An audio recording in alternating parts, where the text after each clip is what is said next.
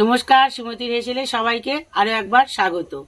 আজকে আমি দুটো রেসিপি করব, লাল শাক ভাজা আর পুঁই শাক কুমড়ো চিংড়ি দিয়ে একটা তরকারি। বন্ধুরা, আপনাদের কাছে আমার অনুরোধ রইল, প্রথম থেকে ভিডিওটা শেষ পর্যন্ত দেখবেন। এই ভিডিওটি যদি আপনাদের ভালো লেগে থাকে একটা লাইক করে দেবেন, আর আমার এই ছোট্ট চ্যানেলটির পাশে থাকার জন্য সাবস্ক্রাইব করে দেবেন। তো চলুন রান্না শুরু করে দিই। বন্ধুরা, শাকগুলো ভালো করে বেছে কেটে নেব।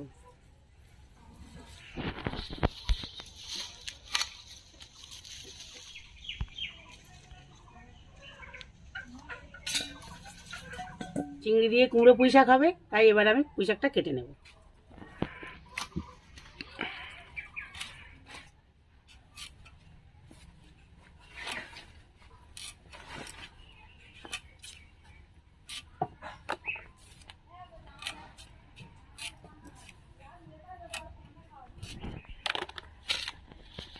পাতাগুলো আমি ফেলবো না, পাতাগুলো আমি দিয়ে দেবো।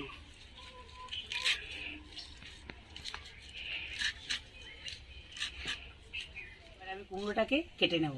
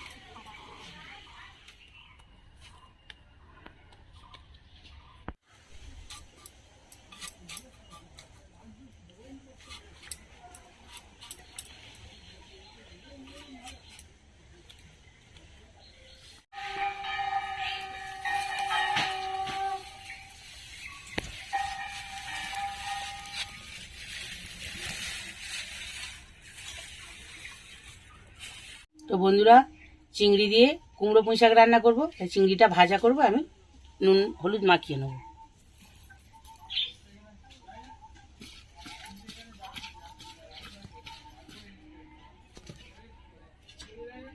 তেল আমার গরম হয়ে গেছে, তো আমি চিংড়িটা ভেজে নেব।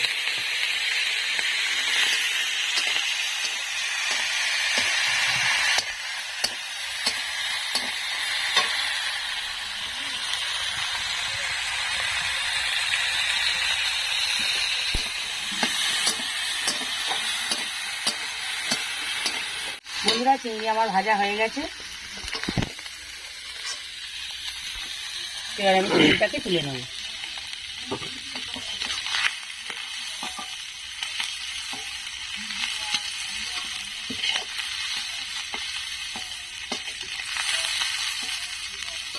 তো চিংড়ি ভাজার তেল আমার কড়াতে আছে, ওই তেলের সঙ্গে আমি আরেকটু তেল দেবো।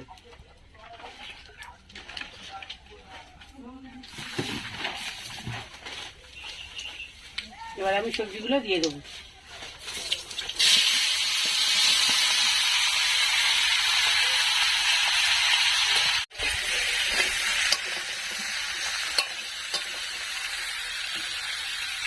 লবণ,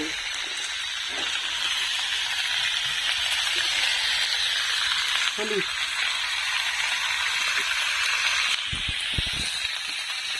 লঙ্কা,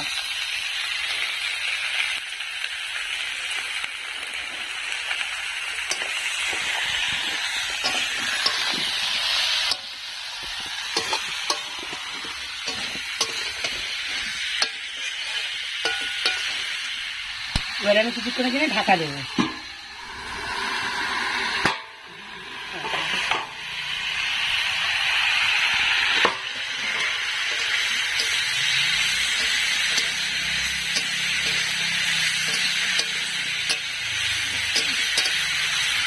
কুমড়ো আলুটা আমার ভাজা ভাজা হয়ে গেছে, এবার আমি দিয়ে দেবো পাঁচমিশালি মশলা।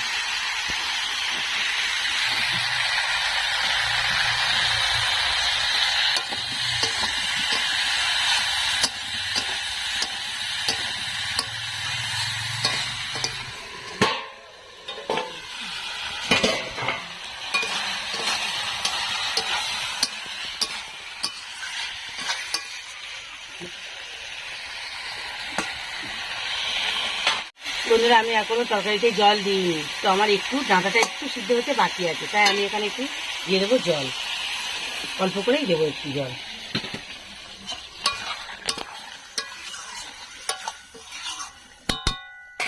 এবার এর মধ্যে দিয়ে দেবো চিংড়িগুলো। এবার আমি ঢাকা দেবো।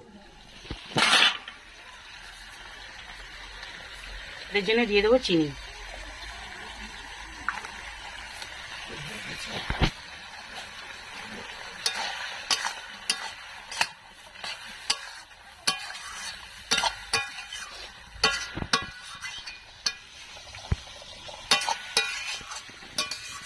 কুমড়ো পুঁই শাক চিংড়ি আমার হয়ে গেছে, এবার আমি নামিয়ে নেব।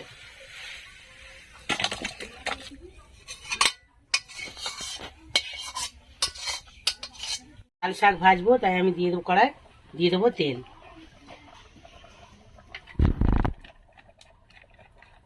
ওর উপরে শুকনো লঙ্কা,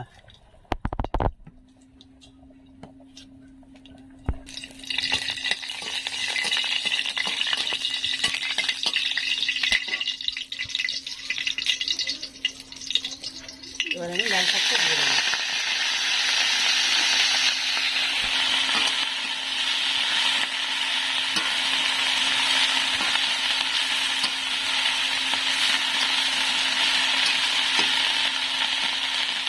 লবণ, হলুদ,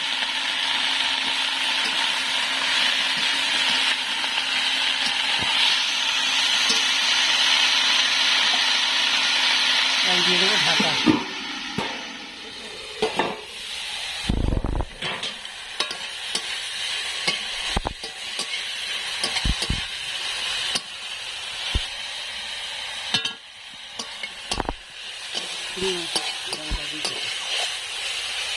শাক ভাজা হয়ে গেছে, তার আমি একটু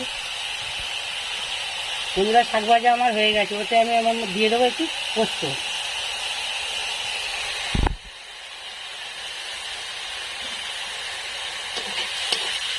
তো পোস্ত দিয়ে আমি বেশিক্ষণ নাড়বো না, আমি নামিয়ে নেবো।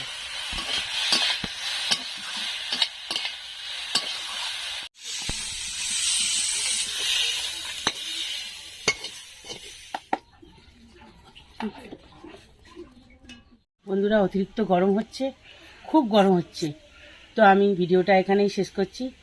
যদি ভিডিওটি ভালো লেগে থাকে লাইক করবে, আর আমার ছোট্ট চ্যানেলটির পাশে থাকার জন্য সাবস্ক্রাইব করে দেবেন।